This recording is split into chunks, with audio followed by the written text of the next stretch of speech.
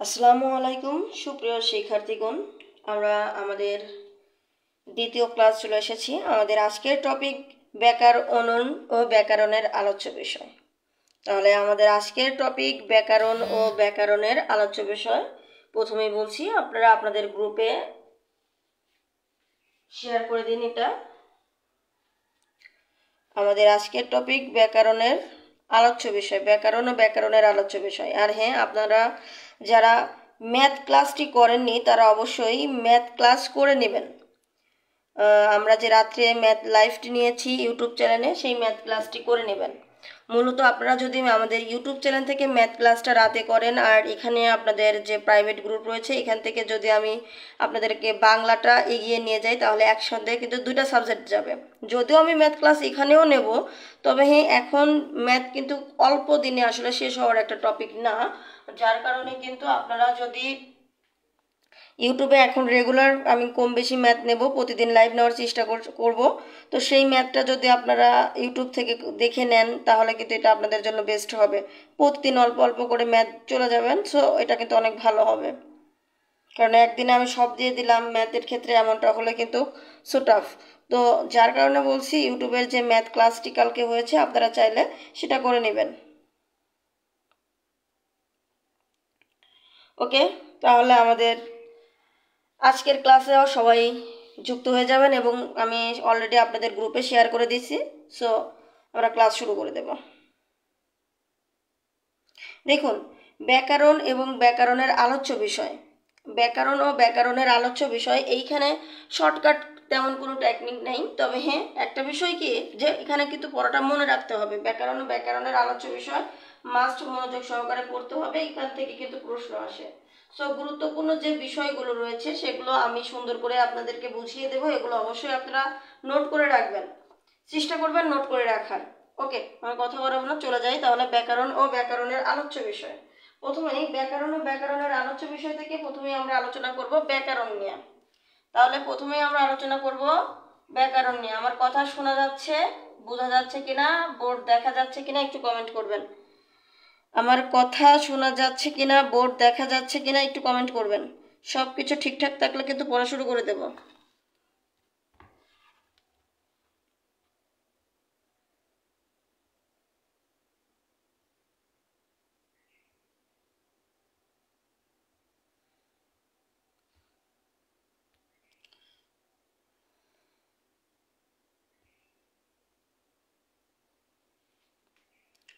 কথা শোনা যাচ্ছে, বোঝা যাচ্ছে কিনা একটু কমেন্ট করবেন।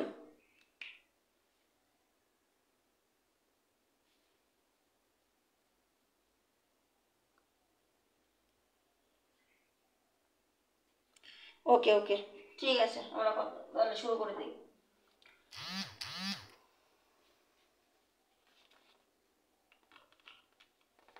দেখুন, এই যে ব্যাকরণ, এই শব্দটি কোথা থেকে এসেছে? ব্যাকরণ, যে ব্যাকরণ শব্দটি মূলত কোথা থেকে এসেছে? ব্যাকরণ শব্দটি কোথা থেকে এসেছে, মানে কই থেকে এসেছে? কথাটা হচ্ছে যে ব্যাকরণ শব্দটি সংস্কৃত ভাষা থেকে এসেছে। তাহলে ব্যাকরণ শব্দটি কোথা থেকে এসেছে? সংস্কৃত ভাষা থেকে এসেছে। তাহলে ব্যাকরণ শব্দটি সংস্কৃত ভাষা থেকে এসেছে, সংস্কৃত ভাষা থেকে এসেছে। ব্যাকরণ শব্দটি সংস্কৃত ভাষা থেকে এসেছে। ব্যাকরণ শব্দটি সংস্কৃত ভাষা থেকে এসেছে।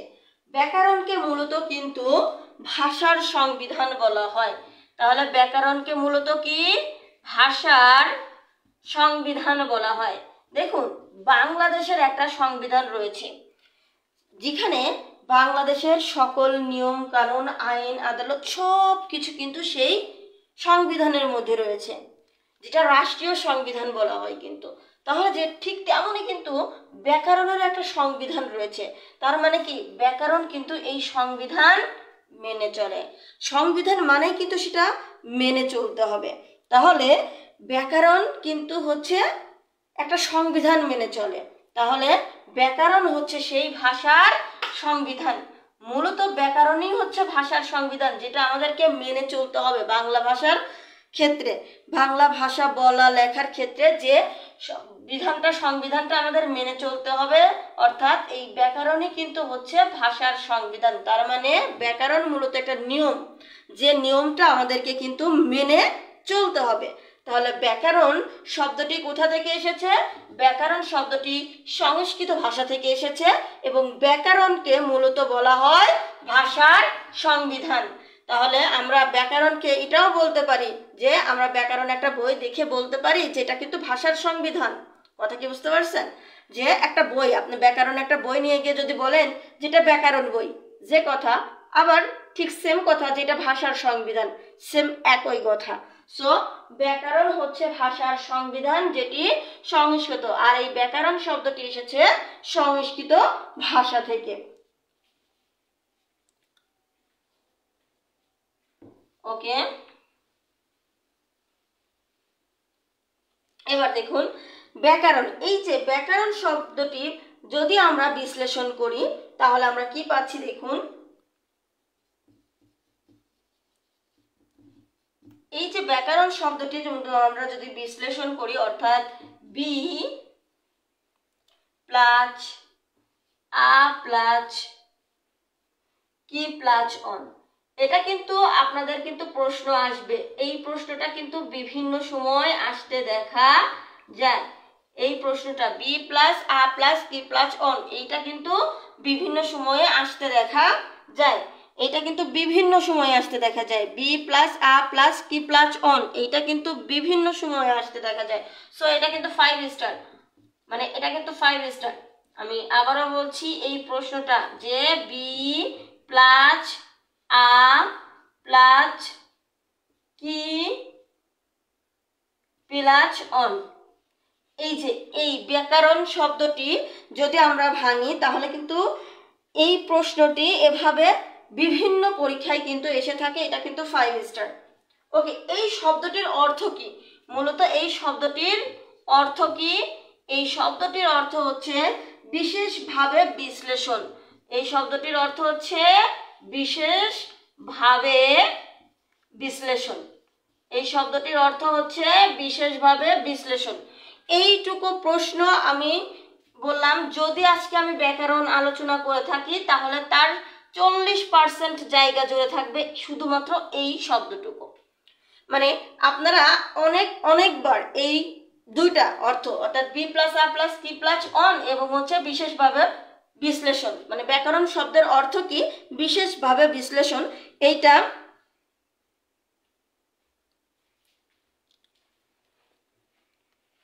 সরি হ্যাঁ ঠিক আছে, থ্যাংক ইউ। আসলে টাইপিং মিস্টেক হয়ে গেছে। ওকে, বি মানে আমি বলছি ঠিক, আসলে কিন্তু আমি লিখছি মানে একটু ভুল। তো বি প্লাস আ প্লাস কি প্লাস অন, এইটা কিন্তু আপনাদের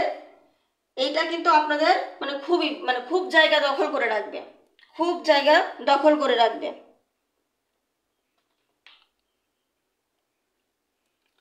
ওকে, এরপরে আমি আবারও বলে যাচ্ছি, এইটা কিন্তু আপনাদের সর্বোচ্চ জায়গা দখল করে রাখবে ব্যাকরণের। এই দুইটা তথ্য মাস্ট আপনাদের অনেক অনেক বেশি গুরুত্বপূর্ণ।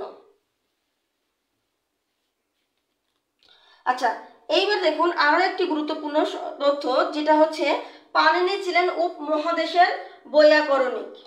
এই পাণিনিকে নিয়ে কিন্তু প্রশ্ন আসে। ইনি কে ছিলেন? পাণিনি ছিলেন হচ্ছে উপমহাদেশের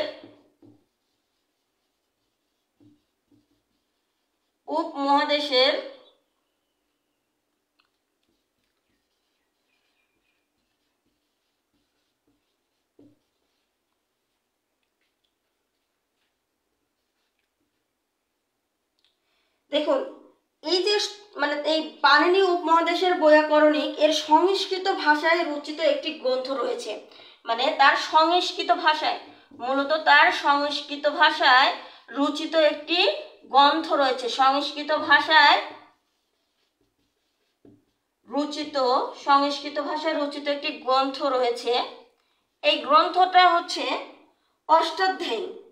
এই যে আসলে ব্যাকরণ যে জায়গাটা, সেখান থেকে একটা বিষয় আপনাদেরকে অনেক বেশি কিন্তু জানতে হবে, ভিতরের বিষয়গুলো জানতে হবে, ভিতরের বিষয়গুলো জানতে হবে। তো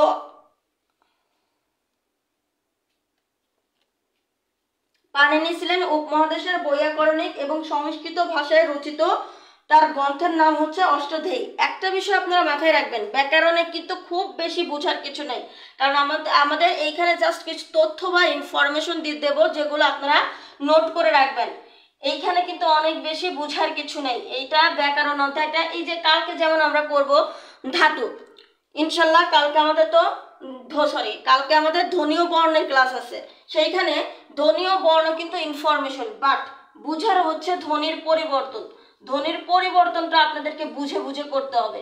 সো এই বিষয়গুলো যেগুলো বুঝার সেগুলো বুঝতে হবে, এবং যে কোনো ইনফরমেশন সংগ্রহ করার সেইগুলো ইনফরমেশন সংগ্রহ করতে হবে।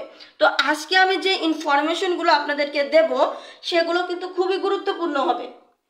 এই কথাটুকুই শুধু বলবো যে যে ইনফরমেশনগুলো দেব সেগুলো কিন্তু খুবই গুরুত্বপূর্ণ হবে। ব্যাকরণ কিন্তু অনেক বেশি বোঝার নাই, ব্যাকরণ ইনফরমেশন সংগ্রহ করার জায়গা। কোন জায়গা কতটা গুরুত্বপূর্ণ, এইটা মানে কতটা গুরুত্বপূর্ণ এই বিষয়টা জিজ্ঞাসা মানে আপনাদের জানার জন্য জরুরি, যে ব্যাকরণের কোন জায়গা থেকে প্রশ্ন আসে, কতটুকু গুরুত্বপূর্ণ, কোন ইনফরমেশনগুলো সংগ্রহ করতে হবে। ব্যাকরণ কিন্তু অনেক জায়গা দখল করে আছে, সো কতটুকু দরকার আপনাদের সেইটা কিন্তু জানা জরুরি। সো আমি যে ইনফরমেশনগুলো দেব এই ইনফরমেশনগুলো অবশ্যই নোট করে রাখার চেষ্টা করবেন, নোট করে রাখার চেষ্টা করবেন।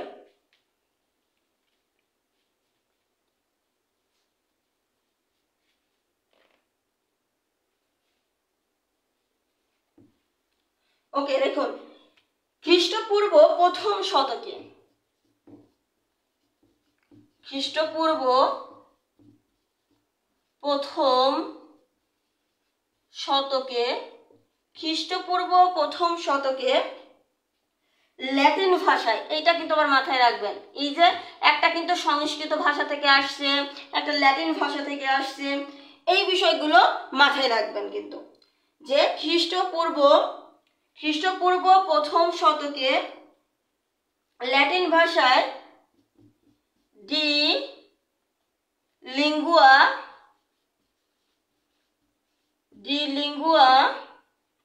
Latino, D lingua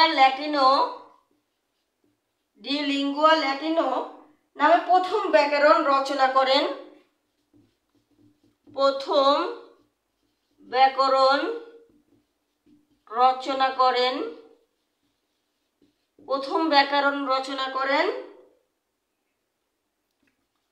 ভারো। এই তথ্যগুলো কিন্তু অবশ্যই আপনারা কি করবেন, লিখে রাখবেন। খ্রিস্টপূর্ব প্রথম শতকে ল্যাটিন ভাষায়, এই যে ডি লিঙ্গুয়া ল্যাটিনো, এটি কোন ভাষায় রচিত, ডি লিঙ্গুয়া ল্যাটিনো, যদিও ওইখানে ল্যাটিন দেওয়াই রয়েছে, সেটা দেখে আমরা বলবো এটা ল্যাটিন ভাষায় রচিত। সো খ্রিস্টপূর্ব প্রথম শতকে, এটি কোন শতকের, এটা কিন্তু প্রথম শতকের, এটা কিন্তু প্রথম শতকের, এটা কিন্তু প্রথম শতকের। ওকে, খুব বেশি গুরুত্বপূর্ণ, মানে খুব বেশি গুরুত্বপূর্ণ, 5 স্টার। এইবার আমি যে তথ্যটা আপনাদেরকে দেব এইটা কিন্তু অনেক অনেক বেশি গুরুত্বপূর্ণ। এই প্রশ্নটা কিন্তু বিগত সালে অনেকবার এসেছে, ইনশাল্লাহ সামনেও আসবে, খুবই গুরুত্বপূর্ণ তথ্য। যে বাংলা ব্যাকরণের, এইবার চলে আইছি যে বাংলা ব্যাকরণের, এই যে বাংলা ব্যাকরণ, তাহলে বাংলা ব্যাকরণের প্রথম গ্রন্থ কোনটি, বাংলা ব্যাকরণের প্রথম গ্রন্থ,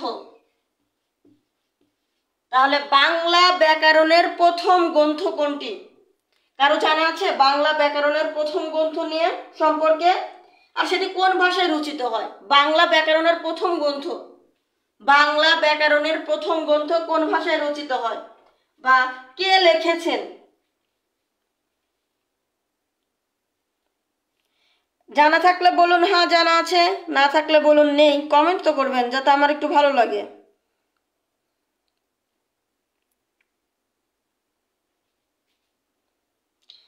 যে বাংলা ব্যাকরণের প্রথম গ্রন্থ, প্রশ্নটা করতাম না, বাট এইখানে আপনাদের প্রশ্নটা করার মূল কারণ যেন এইখানে আপনারা একটু সচেতন হন, এটা মনোযোগ দিতে হবে, খুবই গুরুত্বপূর্ণ জায়গা।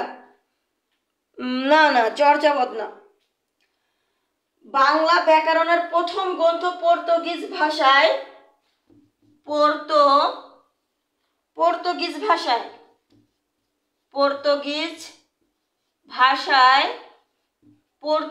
ভাষায়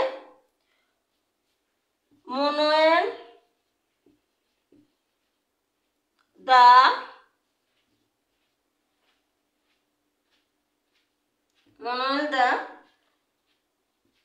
আসুম্পং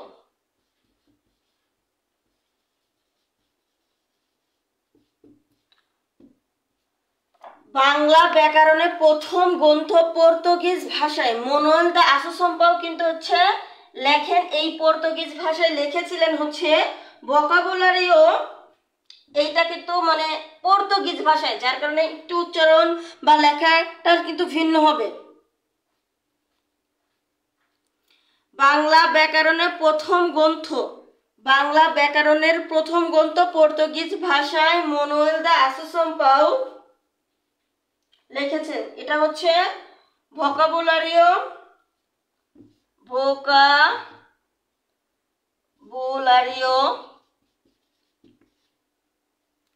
ইম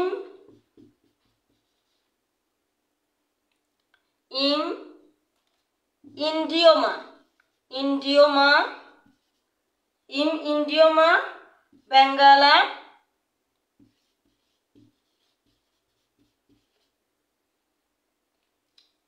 পর্তুগিজ।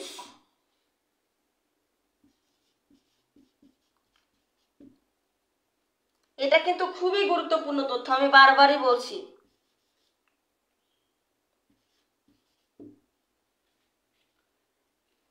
ডিভিডিও, এটার উচ্চারণ কিন্তু ডিভিডিও হবে, ডিভিডিও। ইম দুয়াস পার্টিস,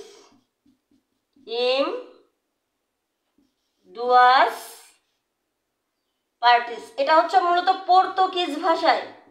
এই যে নামটা দেখছেন, এই নামটা কিন্তু পর্তুগিজ ভাষায়। বাংলা ব্যাকরণ যদি আপনারা পড়েন তাহলে কিন্তু এটা এখান থেকে পেয়ে যাবেন যে বাংলা ব্যাকরণের প্রথম গ্রন্থ পর্তুগিজ ভাষায় মনুয়েল দা আসুম্পং। এই যে ভোকাবুলারিও ইম ইন্ডিনিও বাঙ্গালা পর্তুগিজ ডিভাইডিও ইম দুয়াস পার্টিস। মূলত এই ভোকাবুলারি শব্দটির অর্থ কি আমি একটু ভেঙে বলি, এটা তাহলে বুঝবেন, কারণ এটা কিন্তু আপনাদের মনে রাখতে হবে। আমি বারবারই বলছি, এই জায়গাটা কিন্তু অনেক জায়গা দখল করে নিয়েছে। এই ভোকাবুলারি মূলত হচ্ছে শব্দকোষ। ভোকাবুলারির মানে হচ্ছে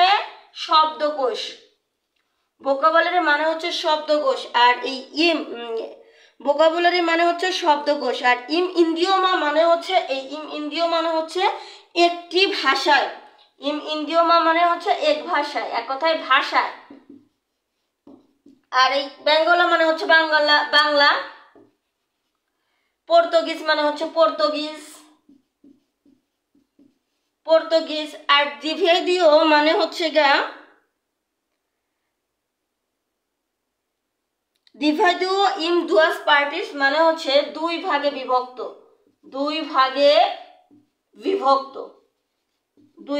বিভক্ত। মূলত এই ভোকাবুলারি ইম ইডিওমা বাঙ্গালা পর্তুগিজ ডিভাইডিও ইন দুয়াস পার্টিস দ্বারা বোঝাচ্ছে হচ্ছে আপনাদের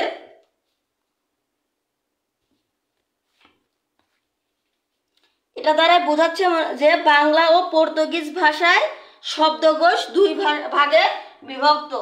বাংলা ও পর্তুগিজ ভাষায় দুই ভাগে বিভক্ত, শব্দকোষ দুই ভাগে বিভক্ত।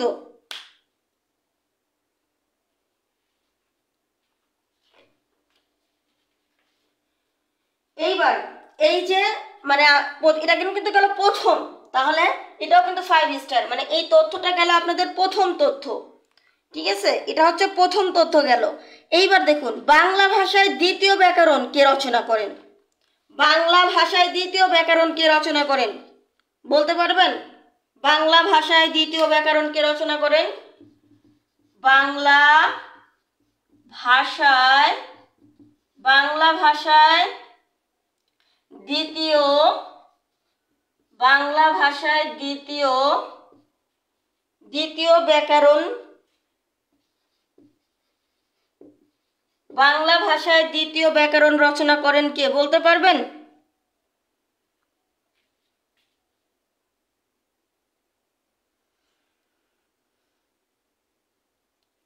বাংলা ভাষায় দ্বিতীয় ব্যাকরণ কে রচনা করেন?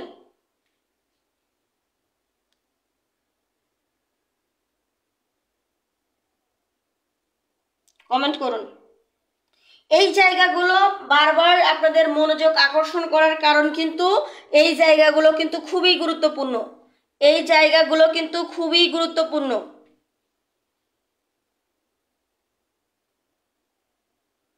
আসলে ব্যাকরণ তো আসলে প্রমোদ চৌধুরীর নামটা এখনো আসবে না, এখনই প্রমোদ চৌধুরীর নামটা আসবে না। ব্যাকরণের বিষয়টা হচ্ছে প্রথম দিকে কিন্তু আপনারা যে চর্যাপদ বললেন এগুলো হচ্ছে সাহিত্যের একটা পার্টের মধ্যে চলে যায় প্রায়। এগুলো হচ্ছে হ্যাঁ ব্যাকরণে আছে তাদের নাম, কিন্তু মানে এটা নিতান্তই অনেক পরে। এটা হচ্ছে ব্যাকরণের এই জায়গাগুলোতে তাদের নাম আসবেই না বলা যায়, মানে ব্যাকরণ পাঠ এবং ব্যাকরণের আলোচ্য পাঠে তাদের নাম আসবে না বলাই যায় এটা। আচ্ছা আমি চলে যাই তাহলে। বাংলা ভাষায় দ্বিতীয় ব্যাকরণ রচনা করেন নাথালিয়ান বার্সি হেলহেড।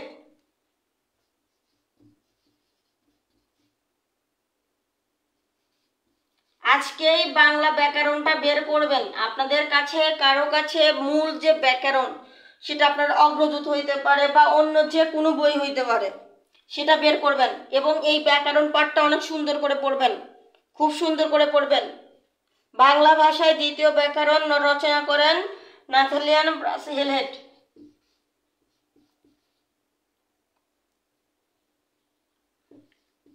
শুধুমাত্র পরীক্ষায় কিন্তু অনেক সময় তার পুরো নাম দেয় না, তার পুরো নাম না দিয়ে জাস্ট এইটুকু হেলেট দিয়ে রেখে দেয়। সো এই বিষয়টাও মাথায় রাখবেন। অনেকে আবার ভাবতে পারেন যে এইটুকু দেয় না তার মানে উত্তর ভুল না। এইটুকু অনেক সময় দিয়ে রাখবে, এইটুকু অনেক সময় দিয়ে রাখবে। আপনারা বিগত সালের প্রশ্নগুলো দেখলেই বুঝতে পারবেন। Okay, a grammar of the Bengal language এর রচিত যে গ্রন্থ তার নামটি হচ্ছে গ্রামার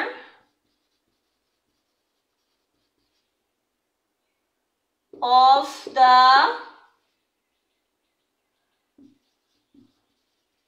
আপনারা এইটুকু অবশ্যই নোট করে নেবেন। আমি বারবার বলছি জায়গাগুলো কিন্তু খুবই গুরুত্বপূর্ণ।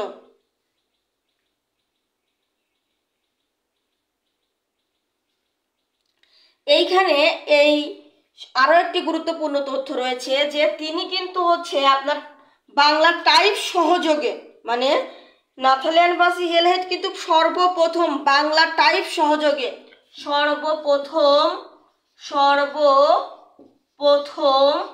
বাংলা টাইপ, এই প্রশ্নটিও কিন্তু আসে। সর্বপ্রথম বাংলা টাইপ সহযোগে ব্যাকরণ রচনা করেন বা ব্যাকরণ মুদ্রণ করেন। টাইপ সহযোগে বাংলা ব্যাকরণ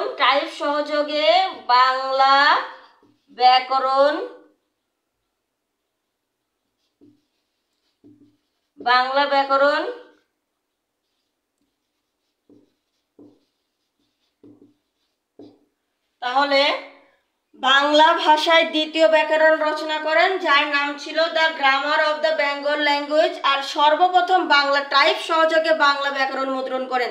সো এই জায়গাটা নাথালিয়ান বার্সি হেলহেডের খুবই গুরুত্বপূর্ণ। এই তিনটা গুরুত্বপূর্ণ তথ্য, এই তথ্য কোনোভাবেই কিন্তু বাদ দেওয়া যাবে না। এই তথ্যগুলো কিন্তু কোনোভাবেই বাদ দেওয়া যাবে না। বারবার বলছি এই তথ্যগুলো কিন্তু কোনোভাবেই বাদ দেওয়া যাবে না।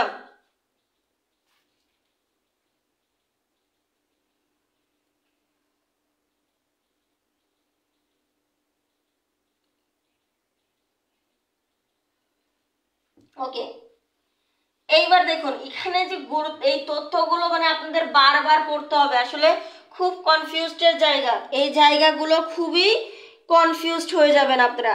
বাংলা ভাষার পূর্ণাঙ্গ ব্যাকরণ গ্রন্থ, এইবার আবার দেখুন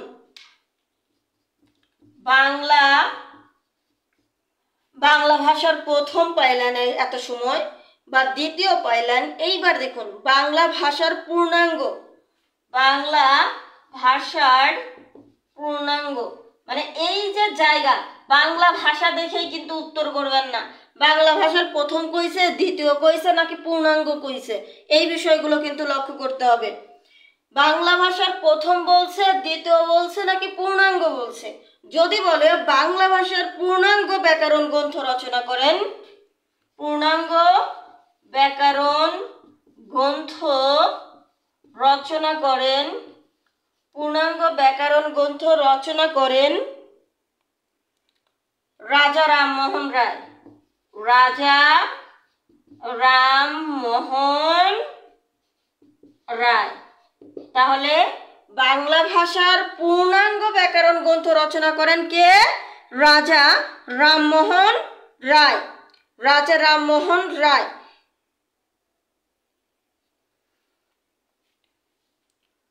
তাহলে তার রচিত সেই গ্রন্থটি ছিল হচ্ছে গ্রামার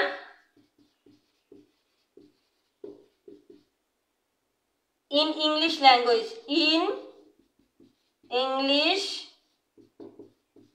language। আর এটি রচিত হয় কত সালে? এটি রচিত হয় 1826 সালে। এটি রচিত হয় কত সালে? 1826 সালে। এটি প্রকাশিত হয় 1826 সালে, প্রকাশিত হয় 1826 সালে। এটি কি হয়? প্রকাশিত হয়।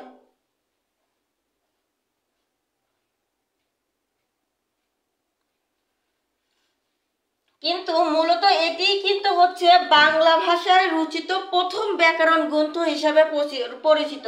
তাহলে বাংলা ভাষায় রচিত প্রথম ব্যাকরণ গ্রন্থ হিসাবে কিন্তু পরিচিত, বাংলা ভাষায় রচিত প্রথম ব্যাকরণ গ্রন্থ হিসাবে পরিচিত। দেখুন এখন একটা বিষয়, একটা কনফিউজডের জায়গা এখানে দূর হবে। কিন্তু আমরা কিন্তু পড়ে এসেছি বাংলা ভাষায় রচিত গ্রন্থ, মানে বাংলা ভাষায় এই যে এইটা কিন্তু বাংলা ভাষায় রচিত গ্রন্থ রাজা রামমোহন রায়ের, কিন্তু ব্যাকরণ প্রথম রচনা করেন কিন্তু হচ্ছে মানুয়েল দা আসুম্পাও, যেটা কিন্তু আমি বলে এসেছি। কিন্তু তার ছিল কি? তার ছিল হচ্ছে পর্তুগিজ ভাষায়, তার ছিল কি? পর্তুগিজ ভাষায়। আর রাজা রামমোহন রায় বাংলা ভাষায় রচনা করেন। তাহলে কথা আসবে যখন বাংলা ভাষায় আসবে তখন কিন্তু রাজা রামমোহন রায় হবে, আর যখন পর্তুগিজ ভাষায় প্রথম ব্যাকরণ গ্রন্থ রচনা করেন তখন কিন্তু মানুয়েল দা আসুম্পাও এর নামটা আসবে। আশা করি বুঝতে পেরেছেন। আচ্ছা, আমি গুরুত্বপূর্ণ কিছু ব্যাকরণ অর্থাৎ ব্যাকরণ বিষয়ক গ্রন্থের নাম, রচনা, ভাষা ও রচয়িতা এটুকু দেখিয়ে দেবো, এটা নোট করে নেবেন সবাই। আমি সবগুলো না দিয়ে গুরুত্বপূর্ণ যেগুলো সেগুলোই কিন্তু আপনাদেরকে দেব।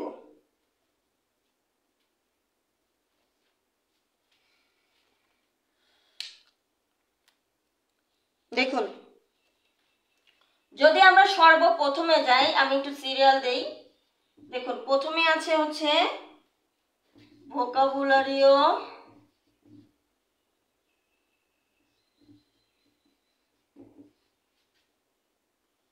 vocabulario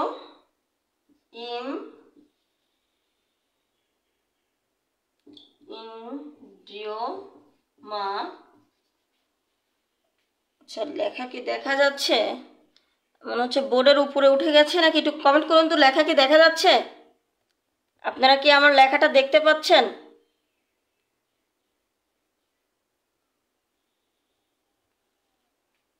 লেখা কি দেখা যাচ্ছে?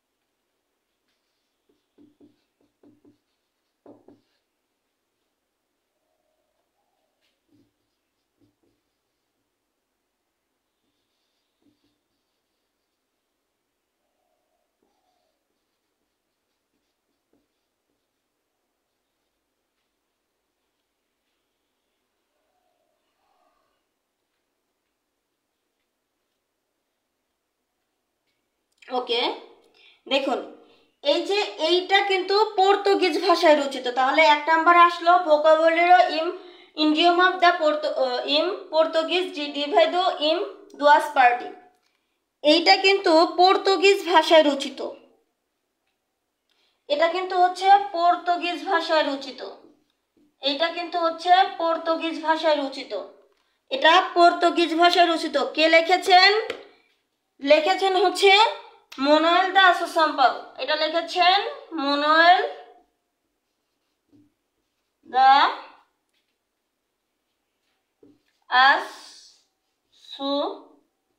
আসোসাম্পাও। দেখুন এটা কিন্তু প্রথম, এটা কিন্তু আমরা পাইলাম পর্তুগিজ ভাষায়, এই বিষয়টা এখানে লক্ষ্য করবেন, এটা কিন্তু আমরা পাইলাম কি ভাষায়? পর্তুগিজ ভাষায় পাইলাম, এটা কিন্তু আমরা পাইলাম হচ্ছে পর্তুগিজ ভাষায়। এইবার দেখুন, এইবার আমরা দ্বিতীয়টায় যাব, একটু লক্ষ্য করবেন, দ্বিতীয়টায় যাব। দ্বিতীয়টা হচ্ছে a grammar of the Bengal language, a grammar. আচ্ছা এটা আমি এখানে আবার একটা বিষয় আছে, এটা আমরা আগে ই করে উপরেরটা আগে মুছে দিই, নইলে আবার প্রবলেম হবে। আচ্ছা দেখুন, a grammar of the Bengal language, a grammar of the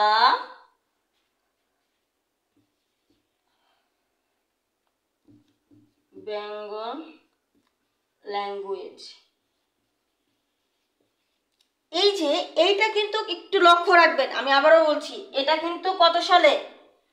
1778 সালে। এইটা ইংরেজি ভাষায় রচনা করেন, এটা হচ্ছে ইংরেজি ভাষায় রচনা করেন। কোন ভাষায় রচনা করেন? ইংরেজি ভাষায় রচনা করেন। আর এটা কে রচনা করেন? এইটা রচনা করেন হচ্ছে নাথালিয়ান বাসি হেলহেড।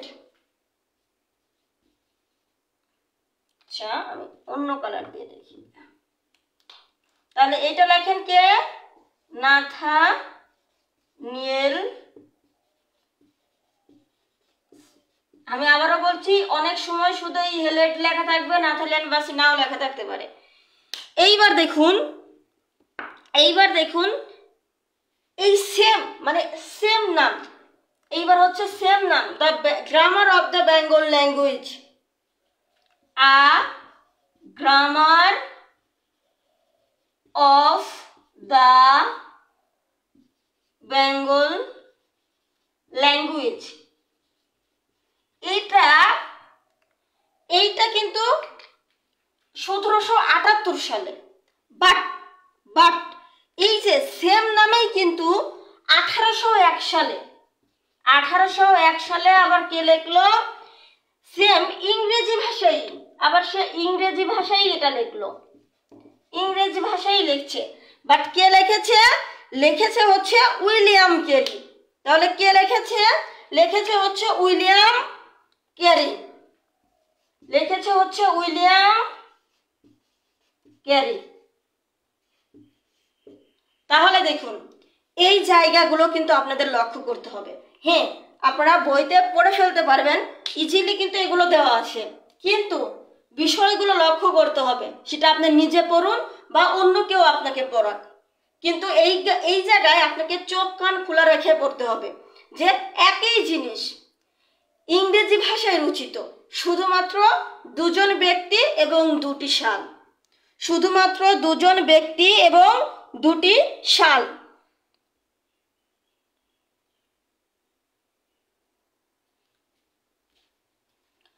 আশা করি বুঝতে পেরেছেন।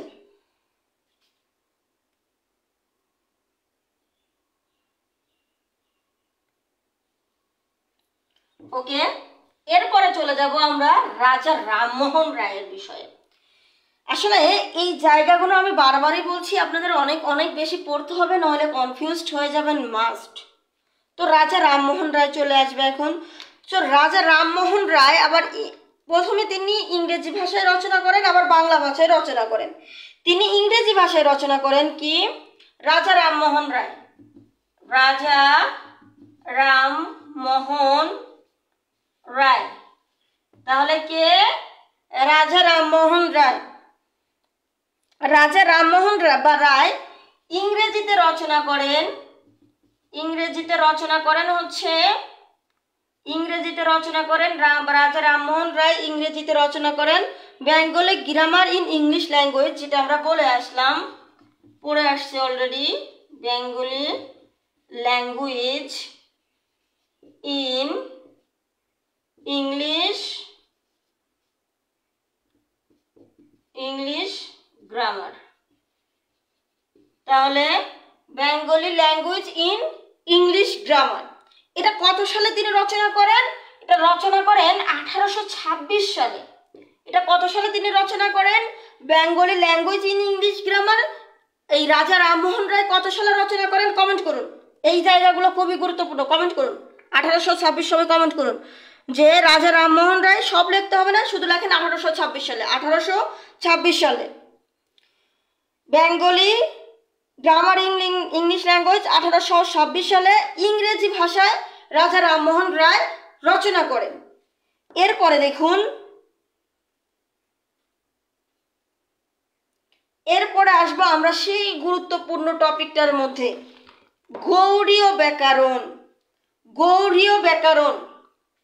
এরপরে আমরা আসবো হচ্ছে গৌড়ীয় ব্যাকরণ, যেটা নিয়ে কিন্তু অনেক অনেক প্রশ্ন আসবে, মানে বারবার প্রশ্ন আসবে। গৌড়ীয় ব্যাকরণ। গৌড়ীয় ব্যাকরণ কে রচনা করেন? তাহলে আমি এই দেখুন, আমি কিন্তু এটা বলতেই পারতাম, তাদের যেভাবে লিখেছিলাম যে a grammar of the Bengal language, ইংরেজি ভাষায় লিখেছেন Nathaniel Brassey Halhed. A grammar of the Bengal language ইংরেজি ভাষায় লিখেছেন উইলিয়াম ক্যারি। এইখানে এসে আপনাদের এভাবে বলতে পারতাম, Bengali language in English grammar ইংরেজি ভাষায় লিখেছেন রামমোহন রায়। কিন্তু না, আমি সরাসরি রাজা রামমোহন রায়ের নাম লিখে তারপরে তার কিছু ইনফরমেশন দিচ্ছি। এর মূল কারণটা কি?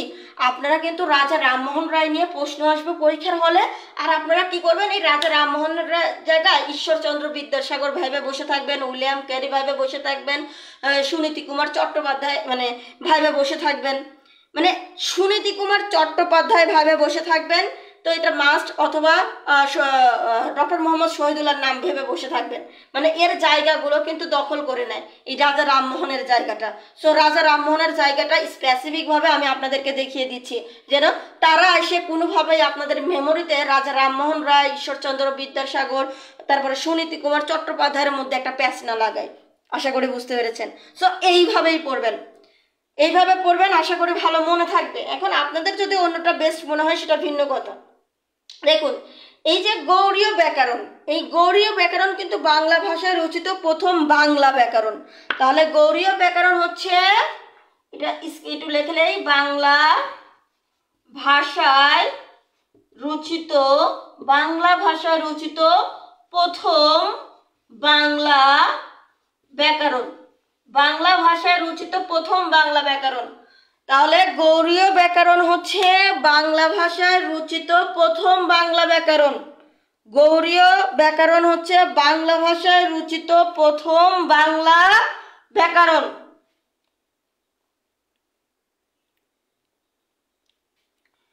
তাহলে এই তথ্য দুইটা তুলে রাখুন। তাহলে এইটা আমরা কি দেখলাম, যে রাজা রামমোহন রায় ইংরেজি ভাষায় লিখেছে Bengali language in English grammar, আর গৌড়ীয় ব্যাকরণ বাংলা ভাষায় লিখেছে। এটা কিন্তু বাংলা ভাষায় লেখা হয়েছে গৌড়ীয় ব্যাকরণ, যা বাংলা ভাষায় রচিত প্রথম ব্যাকরণ। বাংলা ভাষায় রচিত প্রথম ব্যাকরণ। ওকে, এরপরে দেখুন ব্যাকরণ কৌমুদি। ব্যাকরণ কৌমুদি, এই প্রশ্নটাও কিন্তু আসে। ব্যাকরণ কৌমুদি একটু লক্ষ্য রাখবেন। ব্যাকরণ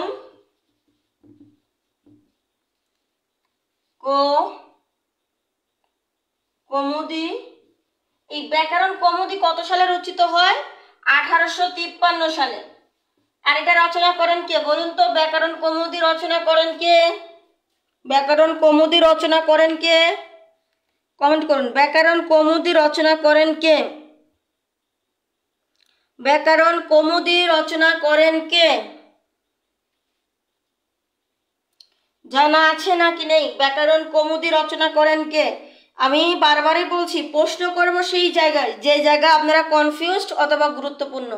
দেখুন, ব্যাকরণ কৌমুদি যখন আসবে গৌড়ীয় ব্যাকরণ তখন আসে, যার কারণে এই নামগুলো কিন্তু একটু কনফিউজ তৈরি করবে। ব্যাকরণ কৌমুদি মূলত ঈশ্বরচন্দ্র বিদ্যাসাগর। ব্যাকরণ কৌমুদি মূলত লিখেছেন কে? লিখেছেন হচ্ছে ঈশ্বরচন্দ্র বিদ্যাসাগর। আর আপনারা হয়তো এই ঈশ্বরচন্দ্র বিদ্যাসাগর আর রাজা রামমোহন রায়ের মধ্যে কনফিউজ বাজিয়ে ফেলবেন। মানে কনফিউজ তো হবেনি, মানে ঈশ্বরচন্দ্র বিদ্যাসাগর, সুনীতি কুমার চট্টোপাধ্যায় আর যখন রাজা রামমোহন রায়, এই তিনটা নাম আসবে। এই তিনটা নাম যখন অপশনে থাকবে তখন আপনারা কনফিউজড হয়ে যাবেন। তো ব্যাকরণ কৌমুদি 1853 সালে রচনা করেন কে? রচনা করেন ঈশ্বরচন্দ্র বিদ্যাসাগর। আর ঈশ্বরচন্দ্র বিদ্যাসাগর রচনা করেন হচ্ছে বাংলা ভাষায়। এটি রচনা করেন হচ্ছে বাংলা ভাষায়। ঈশ্বরচন্দ্র বিদ্যাসাগর এটি রচনা করেন হচ্ছে বাংলা ভাষায়। ব্যাকরণ কৌমুদি ঈশ্বরচন্দ্র বিদ্যাসাগর রচনা করেন আর এটি বাংলা ভাষায় রচনা করেন। ওকে, শিশির মিয়া সঠিক উত্তর দিয়েছেন। ওকে, এরপরে আমরা দ্বিতীয়টাতে চলে যাই। ব্যাকরণ মঞ্জুরি, এই প্রশ্নটাও কিন্তু আসে। ব্যাকরণ মঞ্জুরি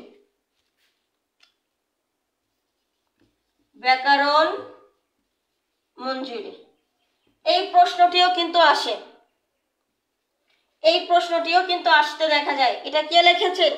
এটা লিখেছেন ডক্টর মোহাম্মদ ইনামুল হক। এটা কে লিখেছেন? এটা লিখেছেন হচ্ছে ডক্টর মোহাম্মদ ইনামুল হক। কোন ভাষায় লিখেছেন? এটি লিখেছেন হচ্ছে বাংলা ভাষায়। এটি লিখেছেন কোন ভাষায়? বাংলা ভাষায়। তাহলে ব্যাকরণ মঞ্জুরি লিখেছেন কে? ডক্টর মোহাম্মদ ইনামুল হক, লিখেছেন হচ্ছে বাংলা ভাষায়। আচ্ছা, আধুনিক বাংলা ব্যাকরণ কে রচনা করেছেন বলুন তো? আধুনিক বাংলা ব্যাকরণ, আপনাদের এই যে আধুনিক সময়ের যে বাংলা ব্যাকরণ, আধুনিক বাংলা ব্যাকরণ কে রচনা করেছেন? কোন ভাষায়? আচ্ছা, বাংলা ভাষায় রচনা করেছেন, এটা বলে দিচ্ছি, কিন্তু কে লিখেছেন বলুন? আধুনিক বাংলা ব্যাকরণ কে রচনা করেছেন? আধুনিক বাংলা ব্যাকরণ কে রচনা করেছেন? একটা জিনিস কি, এই প্রশ্নটা কিন্তু মনে হয় কিছুদিন আগেও এসেছে। আধুনিক বাংলা ব্যাকরণ জগদীশ চন্দ্র ঘোষ, মানে কি আধুনিক জগৎ। এইখান থেকে নিয়ে আসবেন কি আধুনিক জগৎ, মানে মনে রাখার জন্য যে আধুনিক জগৎ মানে হচ্ছে জগদীশ চন্দ্র ঘোষ। এটা একটু টাইপ করুন, আপনারা টাইপ করুন যে জগদীশ চন্দ্র ঘোষ আধুনিক বাংলা ব্যাকরণ রচনা করেছেন। জগদীশ চন্দ্র ঘোষ আধুনিক বাংলা ব্যাকরণ রচনা করেছেন। জগদীশ চন্দ্র ঘোষ। আধুনিক থেকে চলে আসবে কি আধুনিক জগৎ বা আধুনিক জগৎ, ঠিক এভাবে নিয়ে আসবেন। আধুনিক বাংলা ব্যাকরণ রচনা করেছেন জগদীশ চন্দ্র ঘোষ। এইবার আমাদের সেই গুরুত্বপূর্ণ আরো একজন কনফিউজড ব্যক্তি চলে আসবে, যে রাজা রামমোহন রায় এবং ঈশ্বরচন্দ্র বিদ্যাসাগরের সঙ্গে আপনাদেরকে মিল করায় দিবে। আপনাদেরকে বুঝতেই দিবে না যে তারা কোথায় কোন জায়গায় বসেছে। তার মানে কি? তার মানে হচ্ছে আমরা এইবার পড়ব হচ্ছে ডক্টর সুনীতি কুমার চট্টোপাধ্যায়কে নিয়ে। Doctor Suniti Kumar Chattopadhyay, doctor Suniti Kumar Chattopadhyay, doctor Suniti Kumar Chattopadhyay. আচ্ছা, ডক্টর সুনীতি কুমার চট্টোপাধ্যায় বাংলা এবং ইংরেজি ব্যাকরণ রচনা করেছেন, বাংলা ভাষা এবং ইংরেজি ভাষায় ব্যাকরণ রচনা করেছেন। আচ্ছা বলুন তো, তিনি ইংরেজি ভাষায় কি ব্যাকরণ রচনা করেছেন? তিনি ইংরেজি ভাষায় ব্যাকরণ রচনা করেছেন এবং তিনি বাংলা ভাষায়ও ব্যাকরণ রচনা করেছেন। তাহলে আমরা দেখে এসেছি রাজা রামমোহন রায়ও কিন্তু ইংরেজি ভাষায় রচনা করেছেন এবং বাংলা ভাষায় রচনা করেছেন। তাহলে এই দিকে আমরা সুনীতি কুমার চট্টোপাধ্যায়কেও পেলাম, যিনি বাংলা ভাষায় রচনা করেছেন আবার ইংরেজি ভাষায়ও রচনা করেছেন। দুজন ব্যক্তি পেলাম যারা বাংলা এবং ইংরেজি উভয় ভাষায় কিন্তু ব্যাকরণ রচনা করেছেন। কয়জন ব্যক্তি পেলাম? এখন অবধি কয়জন ব্যক্তি পেলাম যিনি বাংলা এবং ইংরেজি উভয় ভাষায় ব্যাকরণ রচনা করেছেন? দুজন ব্যক্তি কিন্তু আমরা পেলাম। দেখুন, এই Suniti Kumar Chattopadhyay the origin and development of the Bengali language, the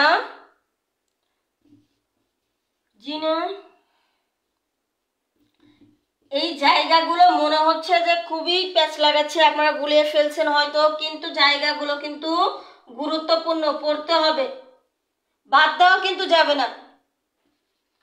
হয়তো বা এক খাতায় লিখে ফেললে তখন কিন্তু সহজ হয়ে যাবে।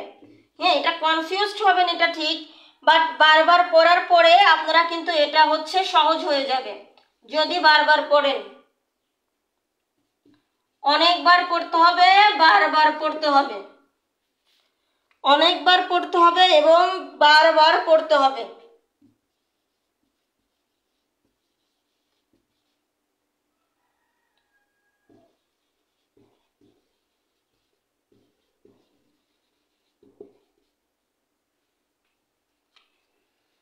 তাহলে the origin and development of the Bengali language আর বাংলা ভাষা, বাংলা ভাষা ও বাংলা ব্যাকরণ, বাংলা ভাষা ও বাংলা ব্যাকরণ, বাংলা ভাষা ও বাংলা ব্যাকরণ।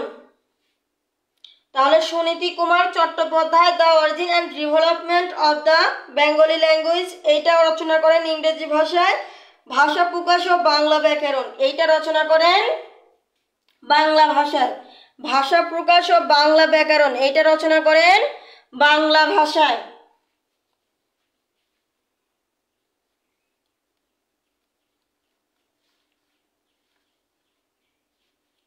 আচ্ছা,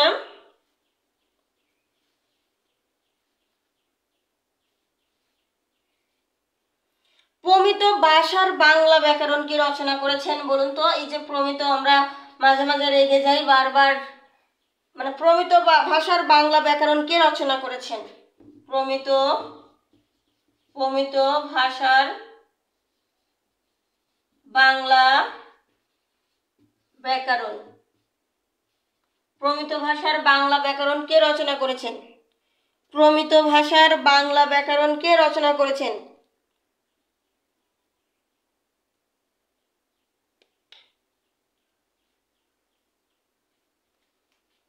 এটা রচনা করেছেন মূলত রকিবুল ইসলাম। রকিবুল ইসলাম এটা রচনা করেছেন হচ্ছে রফিকুল ইসলাম। রফিকুল ইসলাম ও পবিত্র সরকার।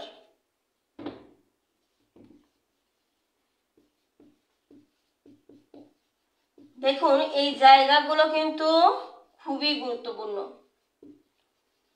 মানে কনফিউজড হয়ে যাবেন, যার কারণে বলছি এখান থেকে প্রশ্ন আসলে কনফিউজড হয়ে যাবেন, সো খুব ক্লিয়ার করে পড়তে হবে। বাংলা ব্যাকরণ 1958 সালে রচনা করেন কে? বাংলা ব্যাকরণ, বাংলা ব্যাকরণ, বাংলা ব্যাকরণ, বাংলা ব্যাকরণ, এইটা বাংলা ভাষায় রচনা করেন কে? বাংলা ভাষায় রচনা করেন কে? Doctor Mohammad Shahidullah. Doctor Mohammad Shahidullah, doctor Mohammad Shahidullah কে রচনা করেন? ডক্টর মোহাম্মদ শহীদুল্লাহ। তাহলে বাংলা ব্যাকরণ, এটা কত সালে আমি আবারও বলছি 1958 সালে। তাহলে বাংলা ব্যাকরণ রচনা করেন বাংলা 1958 সালে ডক্টর মোহাম্মদ শহীদুল্লাহ। কে রচনা করেন? ডক্টর মোহাম্মদ শহীদুল্লাহ রচনা করেন। কে রচনা করেন? ডক্টর মোহাম্মদ শহীদুল্লাহ রচনা করেন।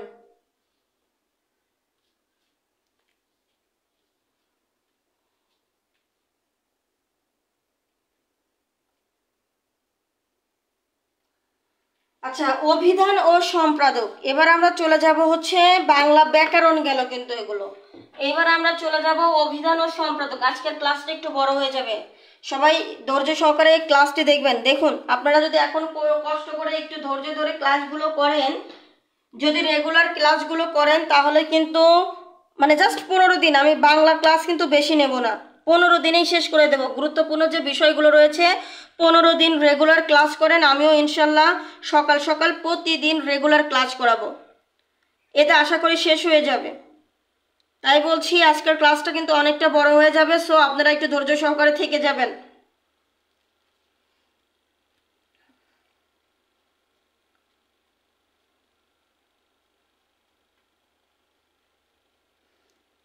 ওকে, তাহলে এইবার আমরা অভিধান ও সম্পাদক, অভিধান ও সম্পাদক। এবার আমরা আপনাদেরকে পড়াবো অভিধান ও সম্পাদক নিয়ে, অর্থাৎ একটি অভিধান কে, তার সম্পাদক কে ছিলেন, একটি অভিধান তার সম্পাদক কে ছিলেন।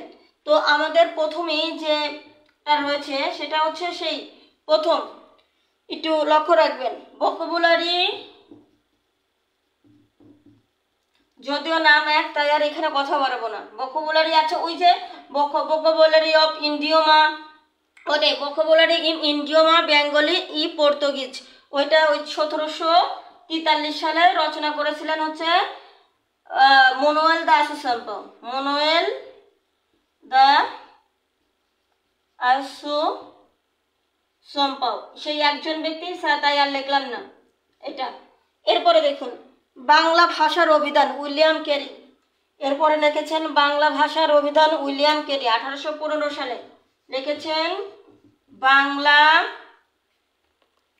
লিখেছেন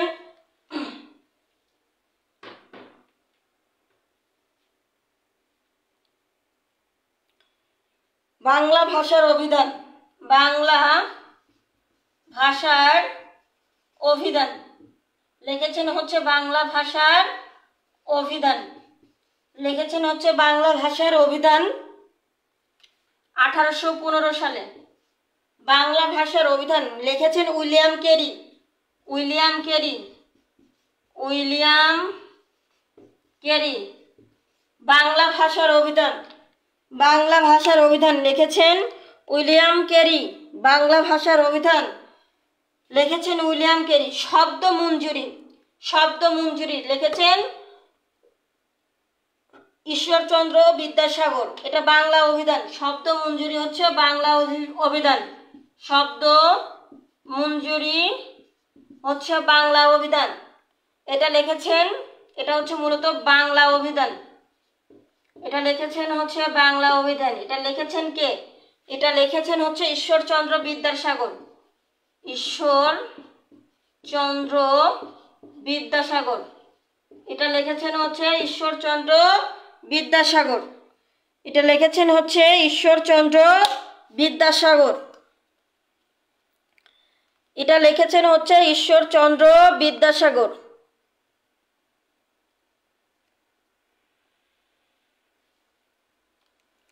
ওকে, এটা কিন্তু পরীক্ষায় আসা প্রশ্ন খুবই গুরুত্বপূর্ণ। এরপরে আমি যে তথ্যটা দেবো এটা পরীক্ষায় আসা প্রশ্ন খুবই গুরুত্বপূর্ণ, যে বঙ্গীয় শব্দকোষ, এটা 4 নম্বর লিখেছেন, বলছি বঙ্গীয় শব্দকোষ, এটা খুবই গুরুত্বপূর্ণ, এটা কিন্তু পরীক্ষায় আসে প্রশ্ন। বঙ্গীয় শব্দকোষ এটা কে লিখেছেন? এটা লিখেছেন হরিচরণ বন্দ্যোপাধ্যায়, এটা লিখেছেন হচ্ছে হরিচরণ বন্দ্যোপাধ্যায়, হরিচরণ বন্দ্যোপাধ্যায়, হরিচরণ বন্দ্যোপাধ্যায়। তাহলে এটা লিখেছেন কে? লেখা কি দেখা যাচ্ছে? এটা লিখেছেন হচ্ছে হরিচরণ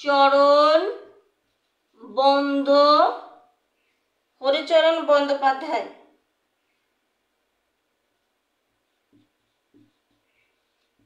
তাহলে এটা লিখেছেন হরিচরণ বন্দ্যোপাধ্যায়, এটা লিখেছেন হচ্ছে হরিচরণ বন্দ্যোপাধ্যায়। বঙ্গীয় শব্দকোষ লিখেছেন হরিচরণ বন্দ্যোপাধ্যায়।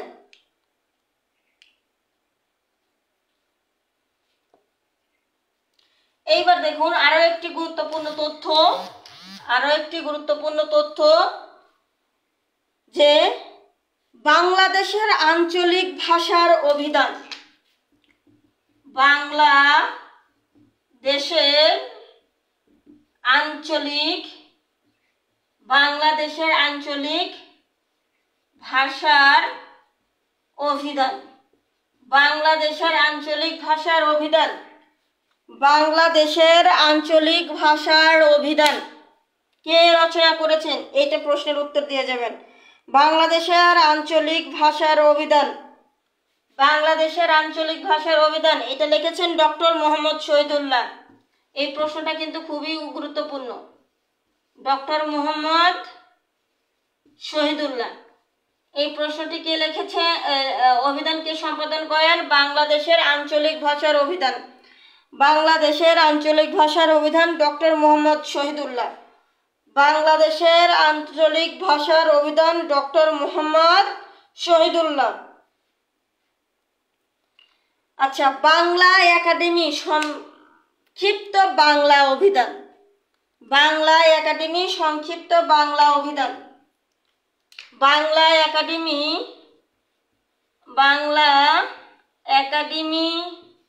সংক্ষিপ্ত বাংলা অভিধান, বাংলা একাডেমি সংক্ষিপ্ত বাংলা অভিধান, বাংলা একাডেমি সংক্ষিপ্ত বাংলা অভিধান কে রচনা করেন? সংক্ষিপ্ত বাংলা অভিধান কে রচনা করেন? আহমদ শরীফ। কে রচনা করেন? আহমদ শরীফ। কে রচনা করেন? আহমদ শরীফ। বাংলা একাডেমি সংক্ষিপ্ত বাংলা অভিধান কে রচনা করেন? আহমদ শরীফ। বাংলা একাডেমি ইংরেজি বাংলা অভিধান, মানে বাংলা একাডেমি ইংরেজি, এটা কিন্তু বাংলা অভিধান, কিন্তু বাংলা একাডেমি ইংরেজি বাংলা অভিধান,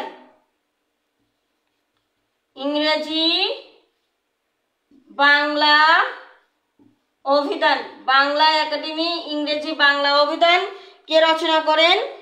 জিল্লুর রহমান সিদ্দিকী। এটাও কিন্তু গুরুত্বপূর্ণ। কে রচনা করেন? জিল্লুর রহমান সিদ্দিকী।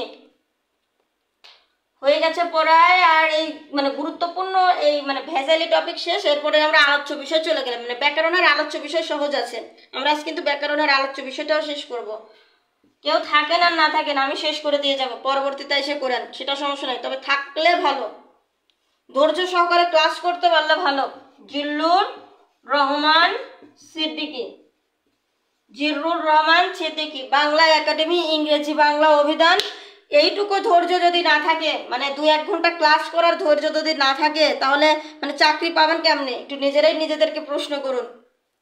মানে এই 1-2 ঘন্টা ক্লাস করার ধৈর্য যদি না থাকে, তাহলে চাকরি পাবেন কি করে? চাকরি পড়াশোনা মানেই ধৈর্যের পরীক্ষা দেওয়া।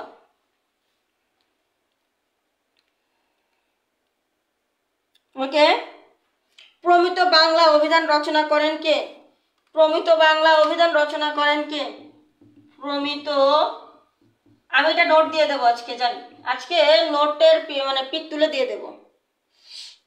প্রমিত বাংলা অভিধান, প্রমিত বাংলা বানান অভিধান, এটা একটু গুরুত্বপূর্ণ টপিক। আর যেহেতু একটু ভেজালা, তাই হচ্ছে একটু নোট দিয়ে দেব।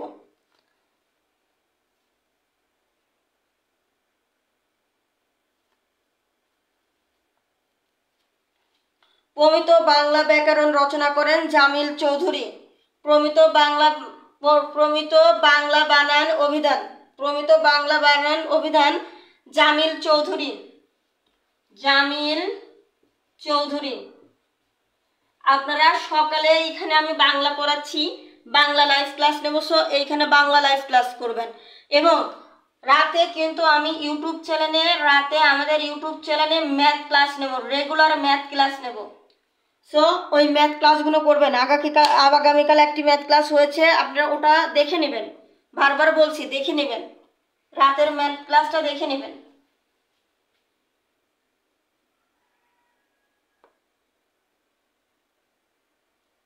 ওকে, এইবার দেখুন সর্বশেষ আমি আরেকটা সংসদ সমর্থ শব্দকোষ 1997 সালে অশোক মুখোপাধ্যায় এটা রচনা করেছেন। এটা মুখেই বললাম। ওকে, আমরা এখন চলে যাব বাংলা ব্যাকরণের আলোচ্য বিষয়।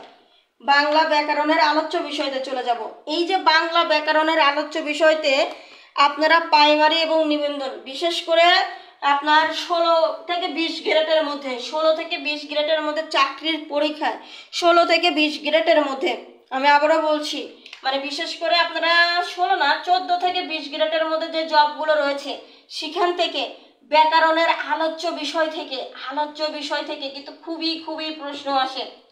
মানে 16 থেকে 14 থেকে 20তম গ্রেডের মধ্যে ব্যাকরণের আলোচ্য বিষয় থেকে কিন্তু খুবই প্রশ্ন আসে। মানে অন্যান্য বিসিএস না থাকলেও, খুব একটা না থাকলেও কিন্তু অন্যান্য জবের ক্ষেত্রে এটা খুবই প্রশ্ন থাকে। বিসিএস আসবে না এমনটা না, আসে, বাট অন্যান্য জায়গা থেকে খুব বেশি প্রশ্ন আসে। তাহলে ব্যাকরণের আলোচ্য বিষয় আমরা এখন কোথায় যাব? আমরা যাব হচ্ছে ব্যাকরণের আলোচ্য বিষয়তে। আর ব্যাকরণের আলোচ্য বিষয়ে প্রথমেই আসবে ডক্টর মোহাম্মদ শহীদুল্লাহ। ব্যাকরণের পরিধিকে 5 ভাগে ভাগ করেছেন ডক্টর মোহাম্মদ শহীদুল্লাহ। ডক্টর মোহাম্মদ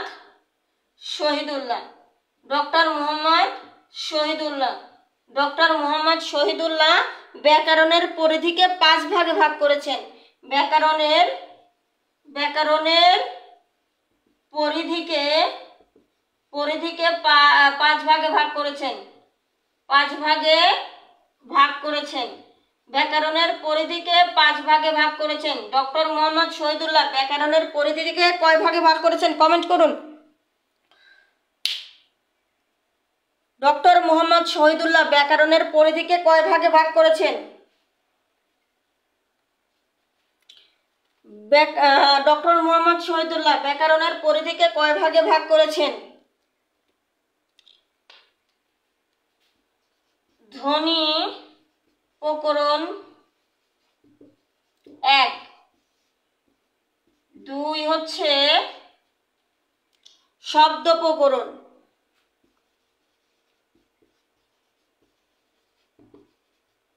3 হচ্ছে বাক্য প্রকরণ,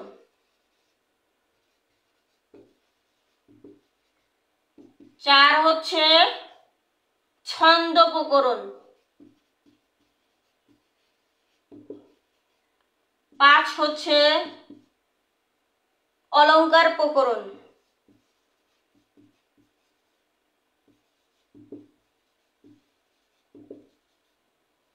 তাহলে ডক্টর মোহাম্মদ শহীদুল্লাহ 5 ভাগে ভাগ করেছেন। ডক্টর মোহাম্মদ শহীদুল্লাহ 5 ভাগে ভাগ করেছেন।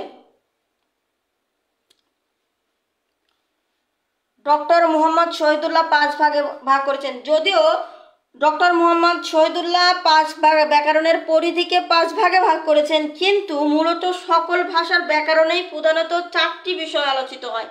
মানে প্রত্যেকটি ভাষার, মানে সকল ভাষার ব্যাকরণে যদিও ডক্টর মোহাম্মদ 5 ভাগে ভাগ করেছেন, কিন্তু মূলত মানে সকল ভাষার ব্যাকরণে, মানে এই কথাটা একটু গুরুত্বপূর্ণ যে সকল ভাষার ব্যাকরণেই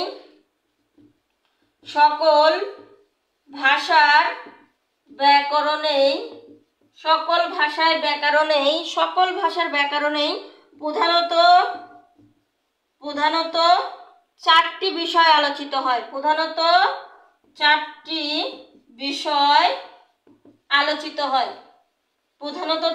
বিষয় আলোচিত হয়। সকল ভাষার ব্যাকরণেই প্রধানত 4টি বিষয় আলোচিত হয়। তাহলে সকল ভাষার ব্যাকরণে মোট কয়টি বিষয় আলোচিত হয়? সকল ভাষার ব্যাকরণেই মোট কয়টি বিষয় আলোচিত হয়? সকল ভাষার ব্যাকরণেই মোট কয়টি বিষয় আলোচিত হয়? সকল ভাষার ব্যাকরণেই মোট কয়টি বিষয় আলোচিত হয়?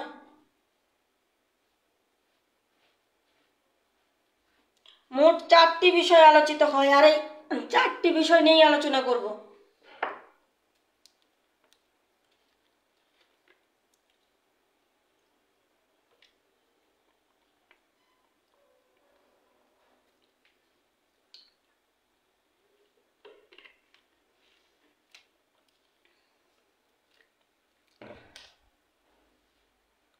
ওকে, তাহলে প্রথমেই এই 4টি বিষয়ের মধ্যেই প্রথমেই আমরা পাই কি ধ্বনিতত্ত্ব।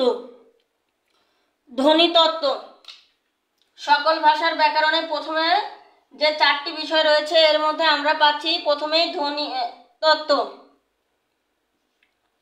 এই ধ্বনিতত্ত্বের মধ্যে এর ফোনোলজি, এর ইংরেজি অনেক সময় এসে থাকে ফোনোলজি।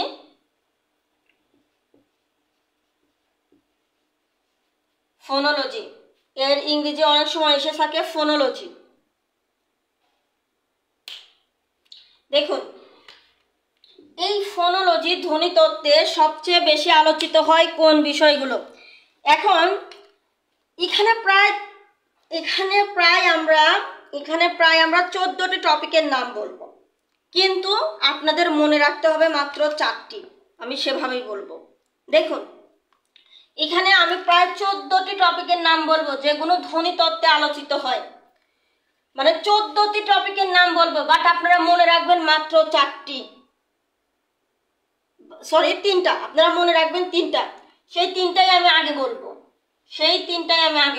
কোন 3টা মনে রাখবেন? নত্যবিধান আলোচিত হয়। কি আলোচিত হয়? নত্যবিধান আলোচিত হয়। নত্যবিধান আলোচিত হয়, সত্যবিধান আলোচিত হয়।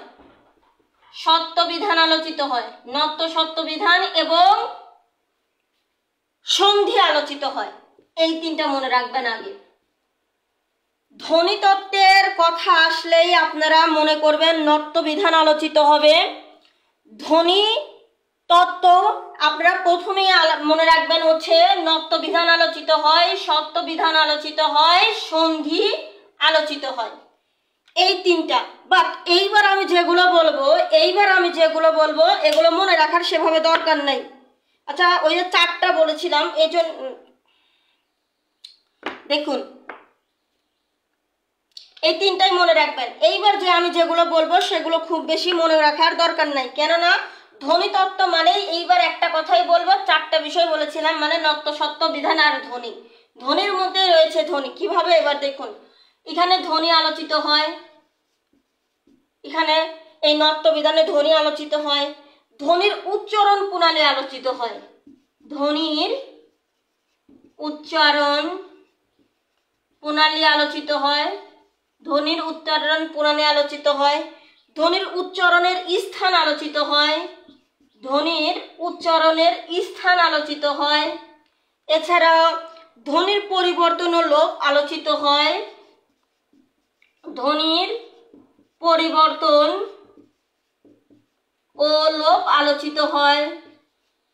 এছাড়াও আলোচিত হয় ধ্বনির বিন্যাস। ধ্বনির বিন্যাস আলোচিত হয়। এছাড়া আলোচিত হয় স্বর ও ব্যঞ্জন ধ্বনির বৈশিষ্ট্য। স্বর ও ব্যঞ্জন ধ্বনির বৈশিষ্ট্য। স্বর ও ব্যঞ্জন ধ্বনির বৈশিষ্ট্য আলোচিত হয়। ওকে, আমি উপর একটু মুছে দেই। স্বর ও ব্যঞ্জন ধ্বনি আলোচিত হয়। এরপরে ধ্বনির দল আলোচিত হয়। ধ্বনির দল আলোচিত হয়। এরপরে আলোচিত হয় বর্ণমালা। আচ্ছা, এই বর্ণমালাটা আমি এখানে দিয়ে দিই। বর্ণমালা, এটা একটু বর্ণমালা এখানে দেব না। ওকে, বাক যন্ত্রের উচ্চারণ প্রক্রিয়া। বাক যন্ত্রের উচ্চারণ প্রক্রিয়া। বাক যন্ত্রের উচ্চারণ প্রক্রিয়া। আর একটা শুধুমাত্র বাকযন্ত্র।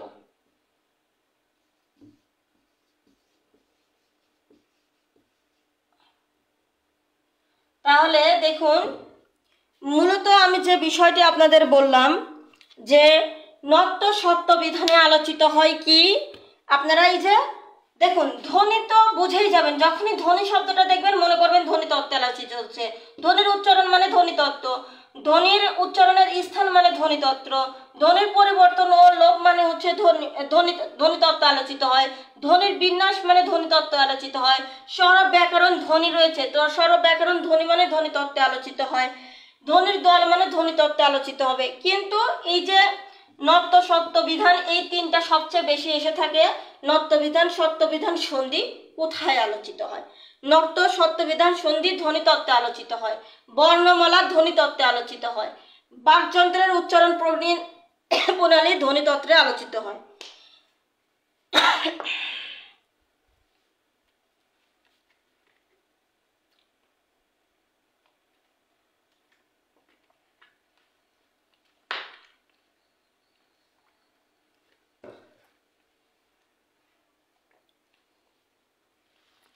ওকে, এরপরে গুরুত্বপূর্ণ আরো একটি বিষয় যেটা রয়েছে সেটা হচ্ছে শব্দতত্ত্ব। আচ্ছা, আমরা শব্দতত্ত্বটা পরে পড়বো, যদিও শব্দতত্ত্বে ধ্বনির পর পড়া উচিত, কিন্তু আমরা শব্দতত্ত্বটা পরে পড়বো যেন একটু সহজ হয়ে যায়, মানে পড়াটা সহজ করার জন্য, কিন্তু এটা আমি শেষে নিয়ে যাব। এরপরে দেখুন আমরা বাক্য তত্ত্ব বা পদকম পড়বো, মানে শেষেরটা আগে পড়ছি, শেষেরটা আগে পড়বো, জাস্ট মনে রাখার জন্য আমি কিছু বলছি। বাক্য তত্ত্ব বা পদকম,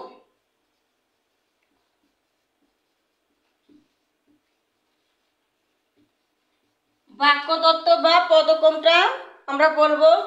এটা আমরা একটা কথা বলি যে আমি কিন্তু শেষেরটা পড়ছি, জাস্ট এইখানে একটা বিষয় পড়তে হবে, একটা বিষয় মনে রাখতে হবে, এখানে একটা বিষয় মনে রাখতে হবে। আমার লেখা দেখা যাচ্ছে কি একটু বলবেন? এখানে শুধুমাত্র আপনারা একটা বিষয় খুব সুন্দর করে মনে রাখবেন যে এখানে কারক, বাক্য তত্ত্বের বিষয় হচ্ছে এই যে ক থেকে কারক আলোচনা হয়, ক থেকে কারক, বাক্যতন্ত্রের কারক আলোচিত হয়, এটা খুবই গুরুত্বপূর্ণ। কারক কোথায় আলোচনা করা হয়? বাক্যতত্ত্ব বা পদকমের আলোচ্য বিষয় হচ্ছে কারক। এরপরে যেগুলো বলবো যেমন বাক্যের যোগ্যতা, এরপরে যদি বলি বাক্যের যোগ্যতা আলোচিত হয়, যেটা আমরা কিন্তু বাক্য দেখেই উত্তর করে দেব বাক্যতত্ত্ব। এরপরে বাক্যের উপাদান লোভ, বাক্যের উপাদান লোভ আমরা বাক্য দেখেই উত্তর করে দেব বাক্যতত্ত্বে আলোচিত হয়। এরপরে দেখুন বাচ্য ও বিরাম চিহ্ন, এইটা মনে রাখবেন, যদিও কারক বেশি আসে তবে এই বাচ্য ও বিরাম চিহ্ন এখানে আলোচিত হয়, বাচ্য ও বিরাম চিহ্ন, বিরাম চিহ্ন আলোচিত হয়, বাক্য বিরাম চিহ্ন আলোচিত হয়। আর একটা হচ্ছে উক্তি, এইটা, এই তিনটা হচ্ছে একটু আলাদা আছে, কারক, বাচ্য, বিরাম চিহ্ন, উক্তি, এই তিনটা একটু আলাদা আছে। সব মনে রাখবেন বাক্যতত্ত্বের বাক্য, বাচ্য, বিরাম চিহ্ন আলোচিত হয়। এছাড়াও আলোচিত হয় বাক্য রূপান্তর, যা বাক্য দেখেই আপনারা উত্তর করে দিতে পারবেন, বাক্য রূপান্তর। এছাড়াও বাক্য বিন্যাস, বাক্য বিন্যাস এইগুলো আলোচিত হয়। তাহলে বাক্যতত্ত্ব, পদকম বা সিনট্যাক্স, এইখান থেকে আমরা কি পাইলাম যে বাক্যতত্ত্বে কারক আলোচিত হয়, বাচ্য, বিরাম চিহ্ন বা উক্তি আলোচিত হয়। প্রথমে এই কথাটা বলবেন এবং বাক্যের সঙ্গে যেগুলো সাদৃশ্য সেগুলো আপনারা পড়বেন। আশা করি বুঝাইতে পারছি। এরপরে দেখুন অর্থতত্ত্ব, এরপর আমরা বলবো অর্থতত্ত্বে যে বিষয়গুলো আলোচিত হয়, অর্থতত্ত্ব যে বিষয়গুলো আলোচিত হয়। ক্লাস কেমন লাগছে? বোরিং লাগছে নাকি মোটামুটি ভালো লাগছে? একটু কমেন্ট করবেন। এরপরে আমরা অর্থতত্ত্ব আলোচিত করব। অর্থতত্ত্ব, অর্থতত্ত্ব কোথায় আলোচিত হয়?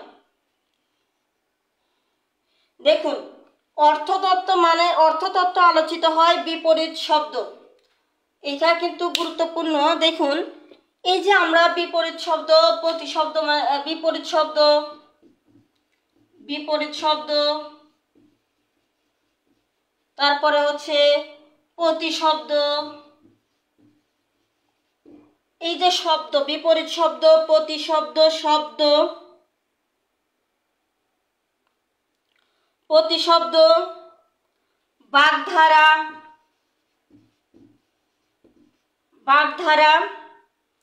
বর্গ, এরপরে হচ্ছে শব্দ জোড়,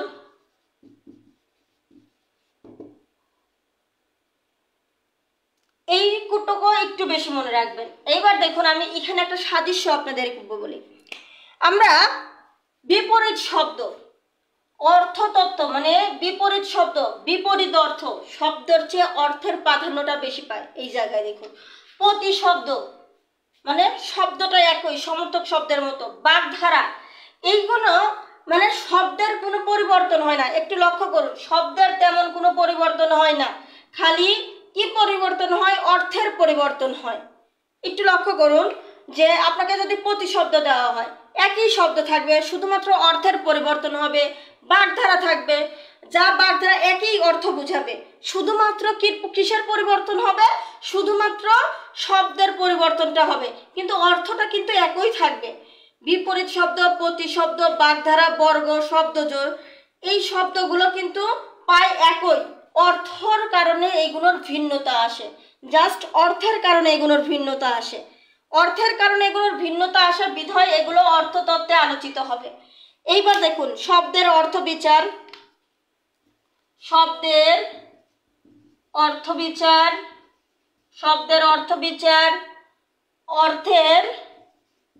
অর্থের বিভিন্ন প্রকারভেদ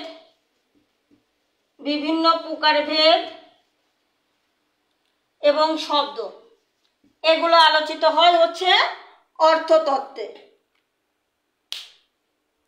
ওকে, আমরা সর্বশেষ পর্যায়ে চলে এসেছি। আমরা শব্দতত্ত্ব বা রূপতত্ত্ব নিয়ে আলোচিত করব আজকে।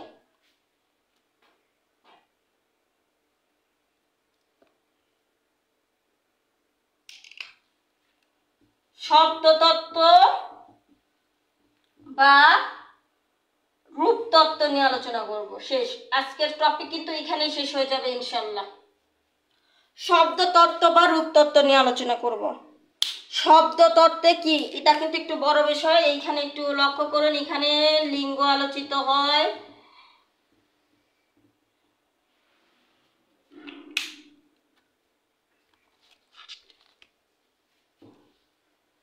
যার কারণে পড়ে দিলাম, যেহেতু অনেক কিছু আলোচিত হয় এখানে। এখানে একটা গুরুত্বপূর্ণ, এখানে অনেক কিছু আলোচিত হয়। এখানে লিঙ্গ, এখানে হচ্ছে বচন, সমাস, প্রত্যয়, ধাতু, পদ, অনুজ্ঞা, তারপরে ক্রিয়ার কাল, ক্রিয়ার মূল, ক্রিয়ার কাল, ক্রিয়ার পুরুষ, ক্রিয়ার কাল, ক্রিয়ার পুরুষ, শব্দ প্রকরণ, দ্বিরুক্ত শব্দ,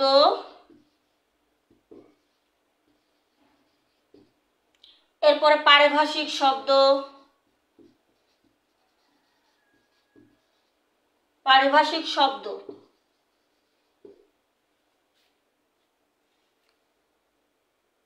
পদবিন্যাস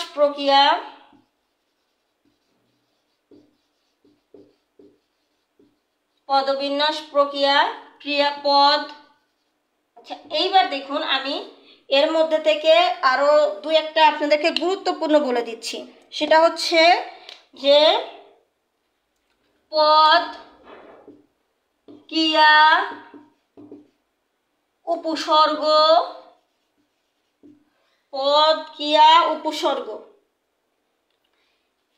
এই লিঙ্গ, বচন, সমাস, ধাতু, প্রত্যয়, পদ, ক্রিয়া, উপসর্গ, এইগুলো গুরুত্বপূর্ণ। এইগুলো গুরুত্বপূর্ণ বেশি। লিঙ্গ, বচন, সমাস, প্রত্যয়, ধাতু, পদ, ক্রিয়া, উপসর্গ এগুলো বেশি এসে থাকে। তাহলে এগুলো ছিল মূলত হচ্ছে শব্দ তত্ত্ব বা রূপতত্ত্বের আলোচ্য বিষয়। তাহলে দেখুন ইনশাল্লাহ আমরা এখান থেকে এই ব্যাকরণ ও ব্যাকরণ প্রক্রিয়া থেকে কিন্তু কমন পাবো।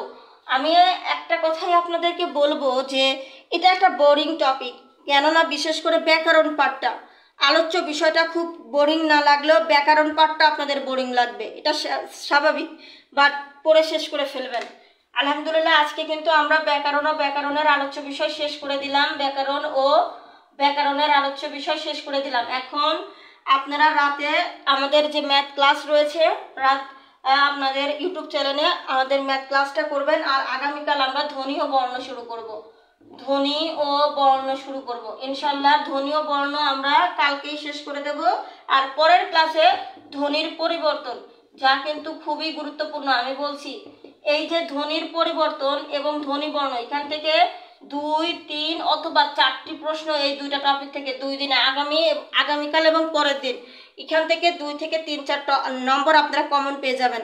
সো আপনারা অবশ্যই ক্লাসগুলো করবেন। তাহলে আজকে এ পর্যন্তই, ধন্যবাদ সবাইকে।